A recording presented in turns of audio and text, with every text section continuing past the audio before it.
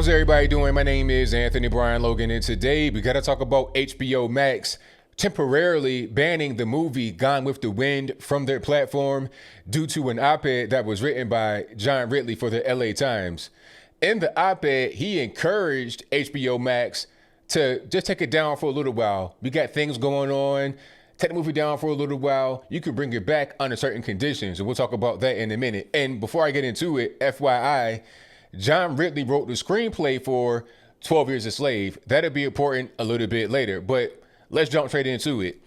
Now, in Ridley's op-ed, he was saying that Gone with the Wind represents, a positive view of the antebellum South and of the Confederacy and of slavery, and it has Black Americans looking really bad and, stereotypes, all this, that, and the third. So he's saying that we have this thing going on right now with racial tension in America. You got these protests. You got George Floyd going on. Yes, he did talk about that.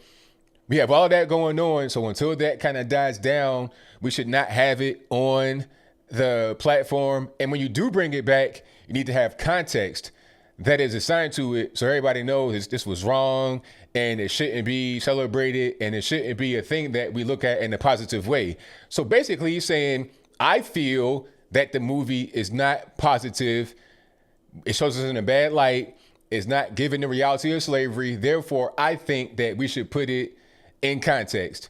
Now, I'm seeing news stories about this. They're talking about it might be an academic that speaks before the movie. So before you get to watch the movie on HBO Max or wherever else they want to do this, it's got to be some random guy talking. Might it be him? Might it be John Ridley himself talking before the movie comes on to give you the real lowdown about what's happening? Hey, you've seen the movie for a long time. It's been out since 1940. It is loved by many all over the world, not just Black, not just white, everybody all over the world, okay? It's loved so much that when the announcement came down for HBO Max, there was a run on the book Gone with the Wind on Amazon to the point where it's like the top seller right now. It's loved that much. That doesn't really matter. You got to be the guy that come on there and say, well, here's my opinion. Here's my 2 cents. This is the proper context. Totally ridiculous. And then in the op-ed, he was like, okay, the context should also include other movies that have a better representation of what slavery was like. So what are you saying, sir? You want your movie to be out there with it? 12 Years a Slave? Is it on HBO Max right now? If it's not, do you want it to be? Is that what's going on? Is it kind of like just trying to promote yourself and what you got going on, your own personal accomplishments? What's really happening here? Matter of fact, if you've not seen this man, John Ridley, I put this picture on the screen before you. That's him and his wife. Pretty interesting, but I digress. But that's him. He grew up in 2-parent household. His mom was a school teacher. Dad was an ophthalmologist and actual eye surgeon like Rand Paul. Grew up real nice. So this guy here is going to be the person that tells you what, Black role should be and what slavery was like, all this, that, and the third. He does not appear to be over 180 years old, so he was not born as a slave. What makes him think that he is the authority figure to go to? You had actual characters like Mammy back then. And speaking about Mammy, that might be his biggest beef with the character of Mammy. I saw him tweet to Don Lemon said that too. He was like, well, do you know her name? She didn't have a name and she could not sit with her white co-stars when she won the Oscar, because let's be clear, that's something else. The character Mammy won the actress Hattie McDaniel an Oscar. She was the first Black person, male or female, to win an Oscar back then for Gone with the Wind. Okay. And I feel like he's kind of being spiteful here to talk about her and say, you don't know her name. And, she never did anything else other than the maid. He's being spiteful because he wrote that op-ed on June 8th. And the announcement came from HBO Max on June 10th. Her birthday was June 10th, 1893. Happy birthday. No more legacy being trampled upon because this random dude, some Hollywood screenwriter, feels like his movies are better than yours. And by the way, I've seen this movie, 12 Years a Slave. It was terrible. It was really ridiculous. Just, light on the dot. It was terrible, really. I did not like that movie. You're talking about a B movie, TV movie at best. Him and Ava DuVernay, all these, pro-Black, black. I make good movies because I'm Black. And it's about Black stuff really are garbage. Okay. I don't know how I won any kind of awards at all. Well, I do know, because at this particular point in time, the Oscars are not about excellence. They're about handing out woke points and accumulating woke points. So you get woke points by giving out Oscars for movies that hit on certain subjects. It's not even about the content of it being quality and being good. It's about the subject matter being important and relevant, okay? It's like Nipsey Hussle when he won the NAACP Image Award. It's like, why would he win the NAACP Image Award? I mean, this guy was an admitted gangbanger, an active gangbanger, but because he died, got shot, killed by another black man in California. Now he's a martyr and he gets an NAACP Image Award. Speaking about the NAACP, they did not like Hattie McDaniel back in her day. They were referring to her as an Uncle Tom because most of her roles, like that maid or the mammy role, okay, like 75%, like John Ridley said when he was on CNN. But what's wrong with that? I think she came out and said that the NAACP had an agenda or a bias against domestics, which, you know, that's a real thing. What's wrong with working? What's wrong with being the maid? Why is that a bad thing? You know, she had been typecast like other actors and actresses get typecast. You get typecast as the hot girl. You get typecast as the villain. You get typecast as the comedic relief. You know, that's Adam Sandler's whole career. He made a whole career off being a comedic relief. I never seen Adam Sandler in a serious role. Maybe he's done it, but I've not seen it. Okay, I saw Jim Carrey in a serious role when he got to be well past the peak of his career. Okay, way past Ace Ventura and stuff like that. I saw him in a serious role in the Truman Show. But beyond that, he was always a jokester. That's what he was. He was a comedian. So why not be in one particular role? What's the problem? You have an honest living, making an honest life. You're not out here doing anything illicit or illegal. So what's the issue? And Hattie McDaniel had a great quote about this, actually. She was like, look, I'd rather get paid $700 a week rather than $7 a week to play a maid versus actually being one.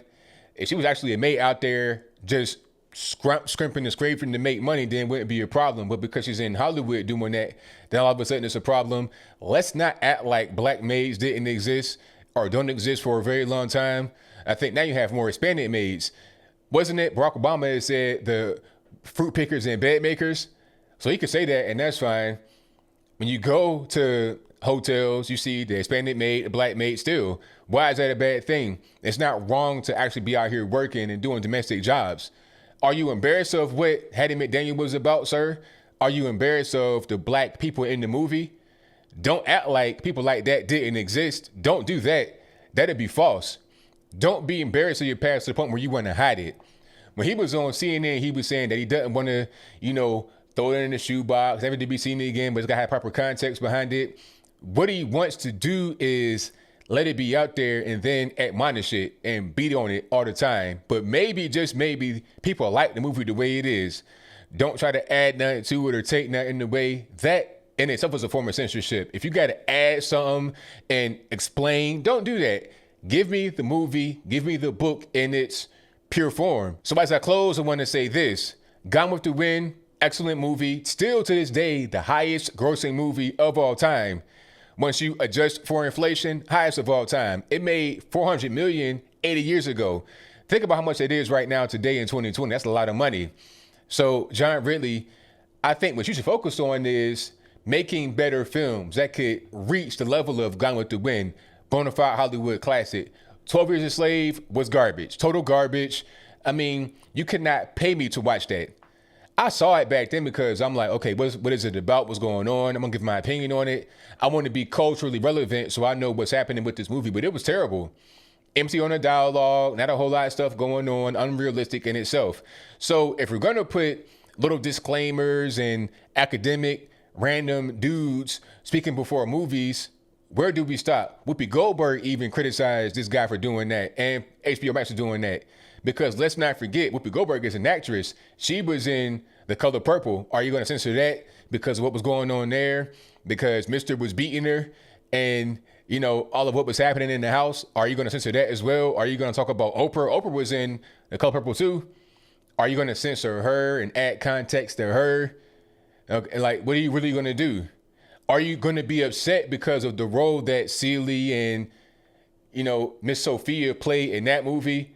How about Mr. Danny Glover? Are you going to censor that because of how you feel? I think that one person, and this guy, John Ridley, should not have that much power to be able to take down a film, a classic film from a network that's not his, and then try to edit it and have them pretty much just say, yeah, do whatever you want. But I think I'll leave that right there for now. And what say you? Should they take down Gone with the Wind temporarily until we get things sorted out in America?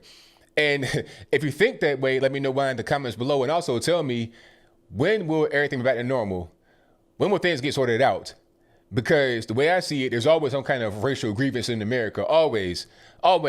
Like every 4 years, election time is always the same thing. Racial grievance, racial riot, always the same. So it's never going to be back to normal.